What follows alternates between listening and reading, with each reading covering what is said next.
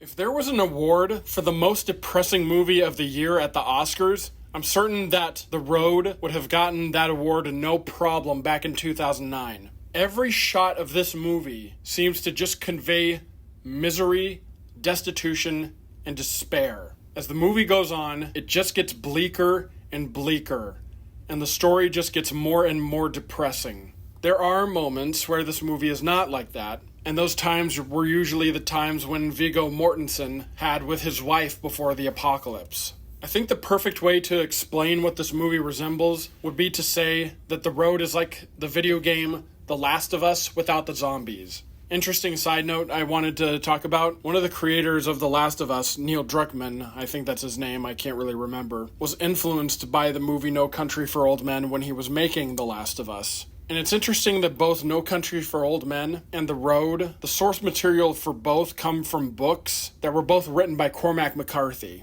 The difference between The Last of Us and The Road, however, was that The Road got even more depressing, but at least it sorta kinda had a happy ending. The entire movie is really hard to watch, and when I'm watching a movie that's set in a dog-eat-dog world, it can be hard to find characters that I like. This proves true when Viggo M's character forces someone else to strip down to nothing and leaves him with nothing at all because the man stole their supplies. Most of the things that happen in The Road evoke so much sadness and nihilism from you when you see it all happen.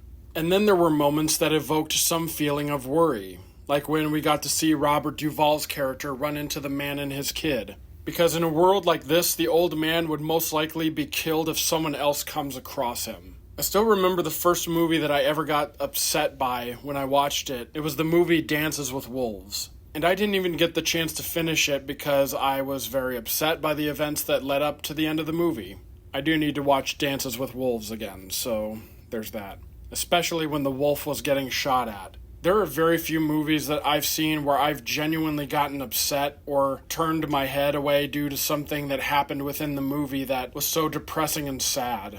A couple of those movies would have to be Apocalypse Now and City of God, the Brazilian film. There are a few more movies that I find hard to watch, but they're not coming to mind right now.